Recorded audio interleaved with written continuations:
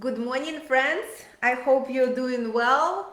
I actually have a topic that came up today in our conversation with our agents this morning, and I thought this is worth bringing up to your attention as well. I actually uh, have thought quite a bit about it because every so often you talk to people and they say, well, I can't do something because of what somebody might think about it, or what I don't want my friends to think this or that or the other, and often it relates to starting a business sometimes, or just a lot of stuff that comes we don't really think about, but we limit what we want to do or what we do or what we choose to do based on what we think other people may perceive.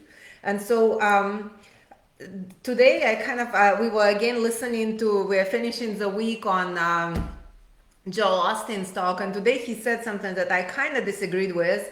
So he said that the talk, by the way, is Good Talks, the ones that he talked about. Sorry, it looks like my hair is all messed up, so I'm trying to figure it out. So anyway, so the talks that we studied was called Clear Out Negative in Your Mind. And the bulk of the talk is good, and I agree with that. It's great. He just talks like he's compared our thoughts, our programming, our ideas, what we've been raised with, what we've acquired, our experiences, to hoarding. Like we hoard all kinds of experiences, and they clutter our mind, and so we don't even realize that the mind is cluttered.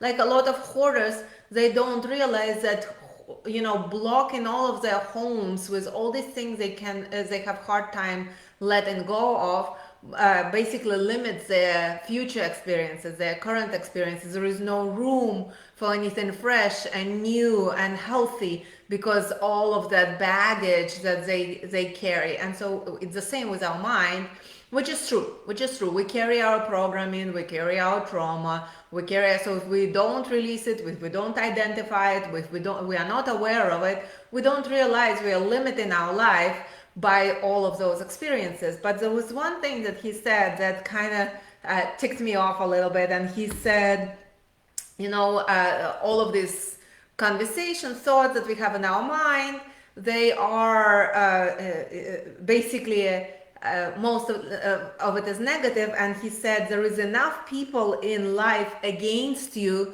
Don't be yet another person against you or your success or your experience, or your perseverance with your self-talk. And I completely disagree with it, because he says there is enough people in life against you. I don't think it. I don't think, and that's, I think, the biggest issue. Most people think that people think about them way more than they actually do. Most of us think about us. We are too critical about ourselves. We are too worried about our own fears.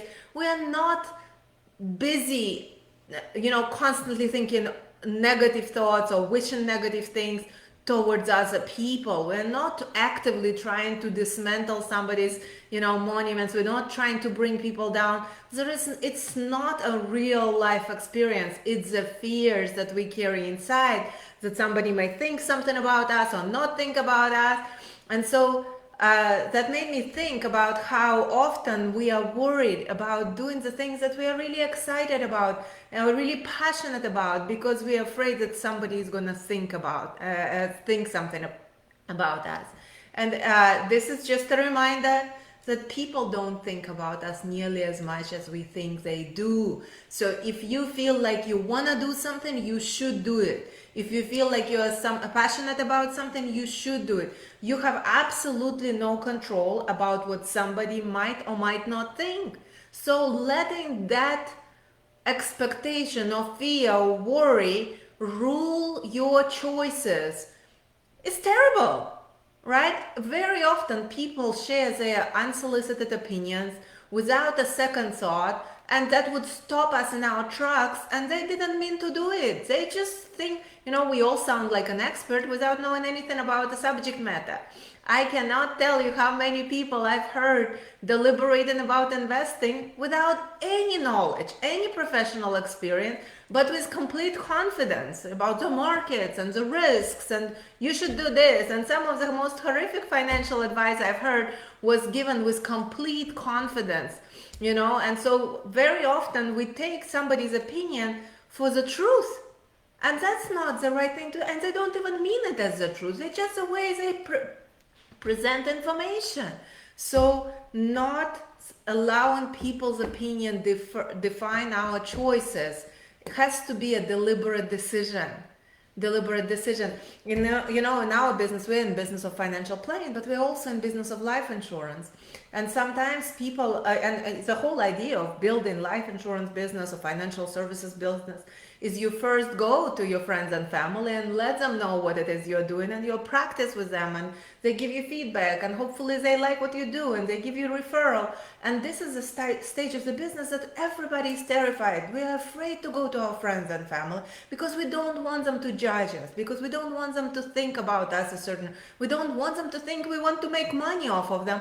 But that's the whole idea of commerce. You make money by providing service. If you believe in your service, why wouldn't you provide it to people that you care and love, right?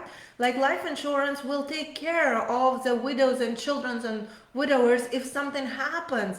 Why would you want your family and friends deprived of that? It's just because we are afraid that without them understanding the true nature of our concern and wanting to serve them, they just think that we are in it just to make money.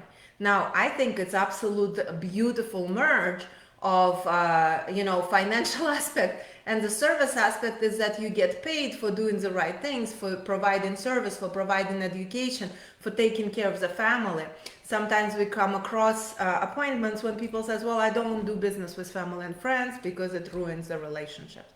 Well, I think that's, and it is controversial because some people have ruined their relationships by doing business with friends and family, but that's not how I do business, and I don't want that. In fact, if somebody tells me I'm not going to do business with you because you're my family, because it will ruin the relationship, then you're basically telling me you don't trust me to have integrity and expertise to help you to do the right thing, and that really hurts my feelings. And secondly, I can't even think about who would fight stronger and more passionately for the family of the friends and family. If something happens to you, would you want it to be an 800 number from some anonymous company where you have to call 50,000 times to get somebody on the phone, and then they say, well, the forms weren't filled out accurately, so no, but you want your friends to be your advocates in any sort of business. And it's a great feeling. It's a great feeling when you can rely on somebody like this. And in our case, I always say, we don't have a choice. We don't have a choice. You either become our friend because you're our client. Because if you knew how much we care, how much we worry, how much we want to provide excellent service in terms of building your wealth, building your investments, taking care of your family, getting you good policy, making sure that policy pays out if something happens.